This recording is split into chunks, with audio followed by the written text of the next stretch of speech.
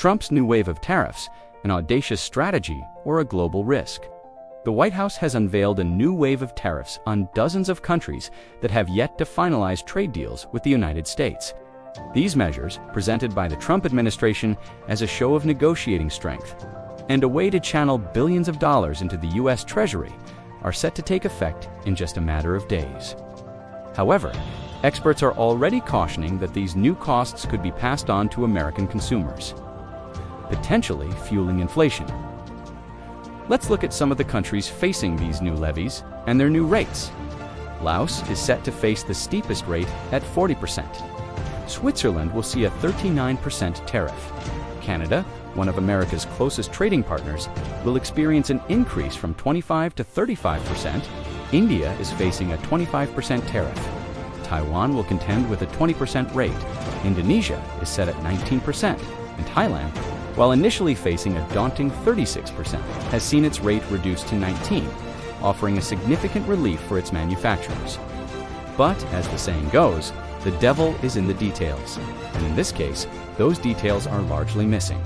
Despite the fanfare of deals, the Trump administration has reportedly only reached agreements with a dozen countries and the European Union, and crucially, only the deal with the United Kingdom has actually been signed.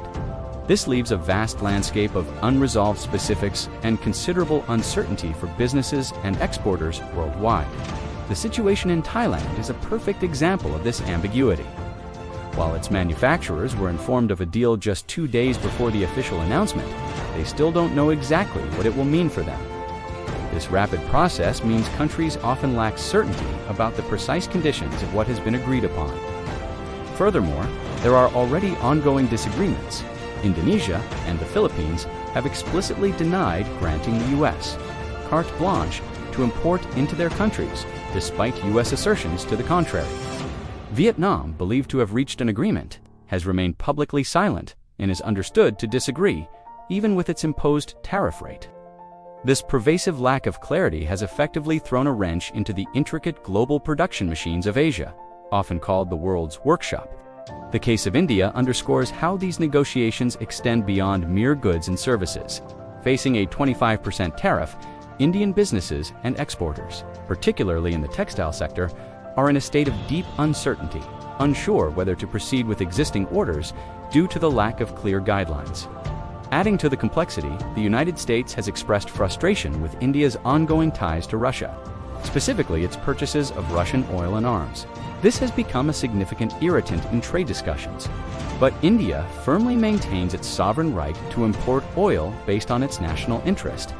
Despite these challenges, the possibility of a broader trade deal with India remains on the table, with a September deadline and a U.S. trade team expected in August to continue talks.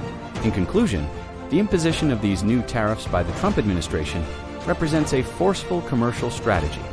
However, the pervasive lack of transparency and the discrepancy between high-level announcements and concrete detailed agreements are fostering deep global uncertainty, leaving many nations and industries in the dark about the future of their commercial relationships with the United States. It's Money